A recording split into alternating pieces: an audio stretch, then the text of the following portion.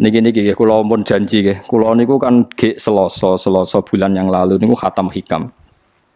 Terus kula mulang hikam teng mriki Selasa pagi niku pun sekitar 2 tahun. Pokoke walhasil diparingi Allah niku khatam. Terus kula kepengin napa ngatami donga nu saniki mergi cara ulama tambah kathah tambah napa sae. Dadi ora usah sampean di perasaan ora melok ngaji kok melok khataman. Sing ngaji ya mbok paham ora ya ora roh. Sing ora ngaji pokoke ora roh padha ora roe sing penting ditampa napa pangeran ngoten mawon. Dados kula gadah azam pokoke donga ngoten mawon nek donga ya ora usah tenanan ya apik ora ya apik. Mergo pangeran mesti napa pirsa. Jadi tenanan itu ikhlase, nak ndonga ora usah tenanan, sing tenanan apa? Mergi cara hikam niku termasuk ngeten. Hikam niku yang ngarang hikam niku jenenge Ibnu Athaillah As-Sakandari. Ini muridnya Abdul Abbas Al-Mursi. Abdul Abbas Al-Mursi niku muridnya Abdul Hasan napa? Asyadzili. Kula niku sinau hikam mulai riyen mun bertahun-tahun sampai sekarang. Tiap badhe tilem sering mau hikam. Jadi hikam termasuk madzhab ngeten. Tapi aja nut kados tiyang sing ora tau mlebu masjid wae aja nut iku wali. Nah kowe gawe-gawe.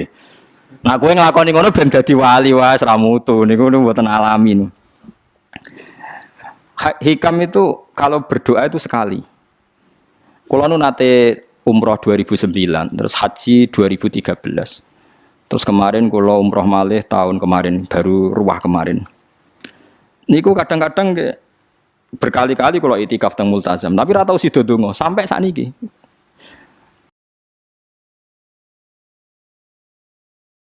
Mergo donga mbok pisan tok, anggere donga neh. Lho pangeran ijek eling kok tak elingno. Mergo hikam termasuk mengingatkan gitu. Kamu kalau doa itu jangan ulang. Karena yunabbahu iku man yajuzu alil ikhfal, yang boleh diingatkan hanya orang yang mungkin lupa. Allah ora bakal lali kok mbok elingno. Dadi kula anggere ning ngarepe multazam pe donga. Lho dong aku wingi pangeran cek eling. Ya wis ra sida dong. Wah anggere ape dongone, tapi ndak gawe-gawe lho, saya asli, maksudnya asli. Anggere ape dongone. Kan cek eling kok. Ya wis. Sampai kula nu teng raudhah niku akhirnya mau maca selawat, maca Quran. Anggere donga seeling to Gusti ngono terus. Dadi yo pancen unik, wong wali ku unik. Aja gawe-gawe lho, tapi aja nut kula. Cuma pancen hikam ada ngoten. Wa inna mayunabba wa amne din elingno sapa man wong ya juzu kang oleh ali ngatasi man apa alif falali. Sing oleh mbok elingno zat sing kemungkinan wong ora tau lali kok amen mbok elingno. Wingi mbok omongi, saiki mbok omongi. Lho cara kowe diutang ditagih terus ijo eling. Dadi hikam madhabe unik. Ya tapi udahnya wali ya tetap napa? Wali itu keliru tetap wali. Nah, ben arah wali ku bener wae tetep ra wali wis ra bakat. Tapi aja gawe-gawe lho, syaratnya napa? Syaratnya aja napa? Gawe-gawe. Iki kula iki sering diprotes ben. Gus ora tau ora jenengan donga. Jare sapa ora donga? Wingi sedonga. Kok ora donga nah? Jeling. Kadang kula yang ngerasa dosa tapi piye kadang teng ati ngoten ya akhire ya ora roh. Pokoke aku anggere pengen donga ya donga, ben ora ya ora. Pas donga ya anut wali, pas ora ya anut wali. Kadung bener. Dadi pas donga ya bener, pas ora ya bener. Tapi itu memang sebagian madzhab beliau. Jadi ini nanti saya bacakan hikam dua kata mutiara terus donga, semuanya donga sampean donga, semuanya donga. Piye-piye kita gadah sanad madhab yang diakui termasuk Thariqah Mu'tabarah selain Naqsyabandiyah, Qadiriyah, napa Sadiliyah. Lah Sadiliyah itu nggih hikam niku mergo hikam sing aran Abdul Abbas Al-Mursi murid Abil Hasan napa Asyadzili. Sehingga orang tahu madhab Sadiliyah ya lewat kitab napa hikam. Makanya kitab-kitab apa saja generasi setelah beliau itu enggak bisa lepas dari kitab napa hikam. Sampai darani hikam atau iya. Madhabe napa atau iya. Mergo atau iya iku maknane sing arangu napa Ibnu Athaillah disebut hikam atau iya. Itu beliau sebetulnya ya ada orang alim yang butuh mikir jelimet nggih mboten. Ya wong waras wonten mawon. Misalnya orang waras begini, pancen wong waras itu beda mek waras pancen. Misalnya gini. Saya ngambil uangnya Mustafa tanpa pamit boleh ndak? Ndak boleh kan. Terus beliau membuat makalah gini, kalau aja hafal.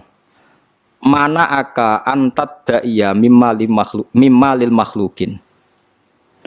Allah itu mencegah kamu, melarang kamu mengklaim barang yang tidak milik kamu. Padahal sama-sama miliknya makhluk. Misalnya Mustafa punya mobil, aku milik saya boleh enggak? Boleh enggak sama siapa saya? Enggak boleh kan? Mustafa punya rumah, aku milik saya boleh enggak? Enggak boleh. Kalau mengaku miliknya orang sama-sama makhluk saja enggak boleh, apalagi kamu ngaku-ngaku hal yang milik Allah. Misalnya sifat menentukan nasib itu milik siapa? Allah. Menentukan su'ul khotimah atau husnul khotimah itu milik siapa? Kamu tidak boleh. Misalnya gedeng orang, wong ngono iku mesti su'ul khotimah. Lho sing nentukan itu milik Allah. Wong ngaku barange wong ora oleh apa meneh ngaku sing hake Allah Subhanahu wa taala. Jadi sebetulnya nak ngendikan ya normal saja. Artinya ijtihad itu kan normal, tidak perlu orang pinter banget. Tapi sing roh iku wong waras ngono maksudnya. Setelah dijelaskan kan masuk akal. Kayak tadi. Ndonga kok terus koyo sing mbok omongi wingi lali, urung lali kok sebule elingno meneh. Kan masuk akal.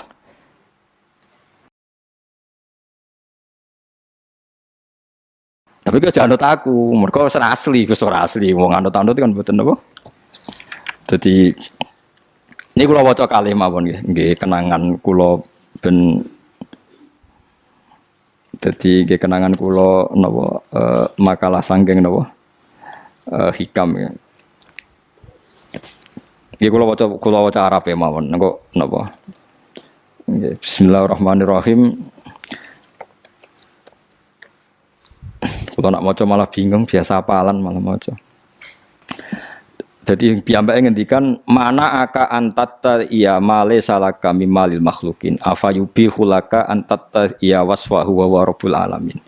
Di Allah ngelarang jenengan mengaku barang yang miliknya orang lain, apalagi ngaku-ngaku hak sing miliknya Allah Subhanahu wa taala. Sehingga kita ndak boleh misalnya maksud noti yang wong iku mesti celaka, nyelakano orang itu hak sinten?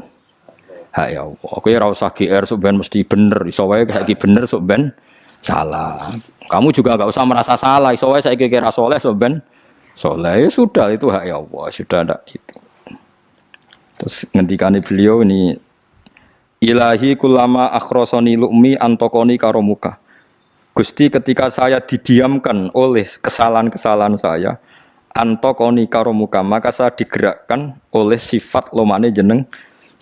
Itu perasaannya hikam. Misalnya sampean ngerasa dosamu akeh terus rawani donga, ngerasa salahmu akeh terus ngerasa ora ahli swarga. Niku jare hikam, Gusti kula nak eling salah kula kok ora pantes mlebu swarga. Tapi nak eling lomane jenengan nggih pantes mawon. Lha iku dindot wong ngono niku wis dindot.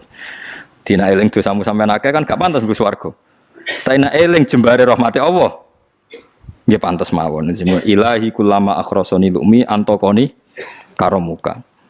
Wa kullama ayasatni ausofi atma'atni minnatuka. Ketika saya putus asa karena sifat-sifat saya yang buruk, maka saya akan digerakkan lagi punya harapan karena saking melimpahnya nikmate jenengan to peparinge jenengan. Terus beliau disarah-sarah dicontohkan. Saat Umar masih kafir itu pernah gak minta jadi muslim kan enggak, tapi ketika Allah menghendaki dia jadi muslim maka jadilah Umar seorang yang muslim. Jadi orang tanpa keinginan pun kalau Allah menghendaki baik ditarik yang menjadi baik. Artinya kamu jangan percaya aku apa ya dadi wong apik piye, wong aku ngene. Wong sing ora tau niat apik wae iso diapikno pangeran kados sinten Sayyidina Umar. Sunan Kalijaga ketika nggarong ning gone Sunan Bonang niate ya untuk emas. Niate wae elek, tapi ketika Allah ngersakno dadi apik ada takdir yang memandu dia jadi apik, bahkan dadi wali. Itu wakul lama ayasatni ausofi, ketika saya diputus asakan oleh sifat-sifat saya yang buruk, maka saya akan diharapkan lagi, diberi tomak, diberi harapan oleh banyak peparingin apa jenengan. Jadi intinya kalau suwun khasnya madhab Sadili itu melihat sisi positif. Jadi misalnya jenengan sholat misalnya, ini rumah tenan gitu. Misalnya jenengan sholat, potensi gak diterima itu tinggi. Mungkin kita ada ikhlas, mungkin kita ada tumak ninah, mungkin kita banyak melakukan kesalahan, mungkin eling macam-macam. Itu potensi yang menjadikan kita sholatnya tidak diterima Allah. Tapi cara madhab Sadilah berpikir gitu itu tidak boleh. Kamu harus ingat bahwa sujud ini luar biasa. Banyak orang yang nggak diberi anugerah sujud. Orang bertahun-tahun, berpuluh-puluh tahun hidup kafir tidak pernah sujud. Kamu sekarang ditakdir mau sujud. Jadi mestinya kena sholat bersolat subuh, matur nuwun Gusti tadi saya sujud sama jenengan, matur nuwun Gusti tadi saya rukuk sama jenengan. Gak usah mikir buat ditampa apa ora, eling terus. Nanti setelah zuhur ya begitu. Eling terus tadi ditakdir sujud, ditakdir rukuk, ditakdir sholat. Sehingga madzhab Syadziliyah itu sampai mengatakan begini. Orang yang beribadah meskipun sedikit dan yakin bahwa itu peparingnya Allah, minnah dari Allah, itu lebih baik ketimbang ibadah banyak plus merasa kurang. Di misalnya Mustafa sholat, bersolat duhur gak marem, mungkin duhurku salah terus berbadiah kok sholat meneh. Sing kula sholat duhur tok ora usah, saking syukur kula, iku duhur kula makome.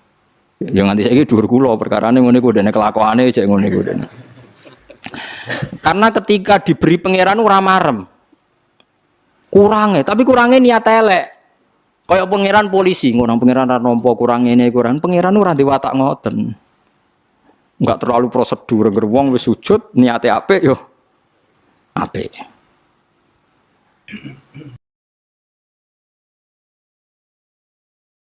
Ya mulane kula nate debat mbek jenengan kula kan bolak-balik cerita.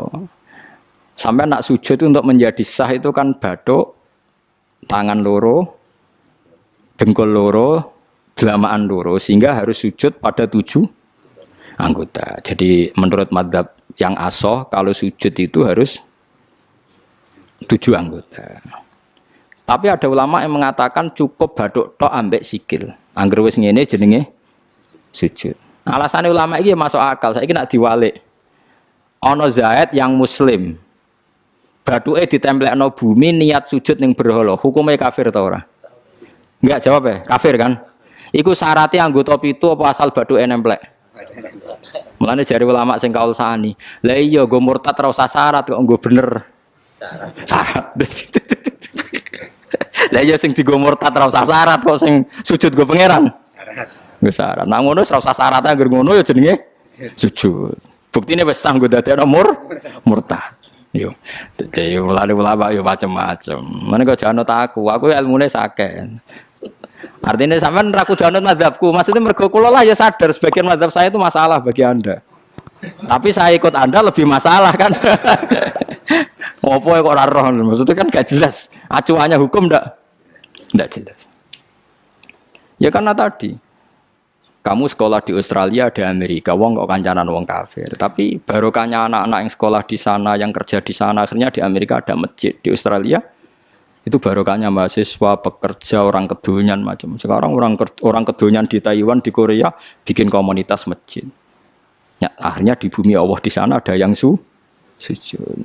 Ya itu nyata. Meskipun teori Anda juga nyata, sebagian mungkin katut widoan yang kono katut macam-macam. Sama-samanya ya sudah kita berpendapat ya seperti itu. Wallahu a'lam yes, ya mungkin naik HP, mungkin naik ora. Wallahu a'lam supaya donga supaya HP. Tapi kan kita tidak satu arah karena ngendikan ya seperti gejolokannya Allah dengan Nabi Ibrahim itu kan kelihatan. Malaikat Israel berjabut Nabi Ibrahim. Nabi Ibrahim gak terima, gak iso Israel. Aku kekasih pangeran. Mosok dipateni. Hal ra'aital khalil yumitu khalilah. Ono kekasih mateni kekasih, mesti keliru perintahmu Israel. Semune ngono Nabi Ibrahim, kowe tetep dipateni.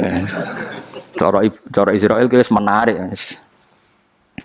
Akhirnya balik teng pangeran Gusti, amartani ila abdin la yuridul mauta wa yaqulu hal ra'aital khalil yumitu khalilah.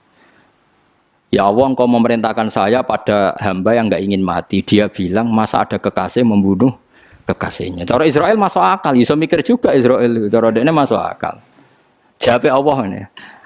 Qullahu jadi katakan pada Ibrahim, hal ra'aital khalil yakrahu ayyal khalilah. Ibrahim kandhani, ana tah kekasih tapi ra siap ketemu sing dikasih. Artinya kalau tidak berani mati berarti ra siap ketemu. Jadi bilang ke Ibrahim, apakah ada kekasih yang enggak siap ketemu kekasihnya? Dia malah Israel marah dengan Ibrahim. Kata Allah, enggak ada kekasih yang benci ketemu kekasihnya. Oh ya, mati saya kira. Nah, itu logika yang terbangun. Makanya dengan perbandingan logika itu akan kelihatan. Pertama koyo-koyo logika Ibrahim itu masuk akal. Tapi ketika Allah ngendikan, ono tah kekasih ra siap ketemu kasihnya. Nah, kitab Mahalli itu kitab yang menjelaskan sekian teori fikih yang tidak mansus ya, saya ulang lagi, yang nggak ada nasnya. Kemudian diulang-ulang oleh cara berpikir tadi. Nah, akhirnya jadi kitab khilafah, ya, kitab ikhtilafat dalam Syafi'i yang paling dianut ulama seluruh dunia. Jika terus Habib Zain sama Angke, semua ulama itu rujukannya kitab Mahalli. Ya karena tadi yang nggak ada nas, ya, saya ulang lagi, yang nggak ada apa? Nas itu ada sekian pilihan kaul. Ya sama-sama masuk akal. Meskipun dalam tradisi tertentu kita tidak mungkin mempraktekkan.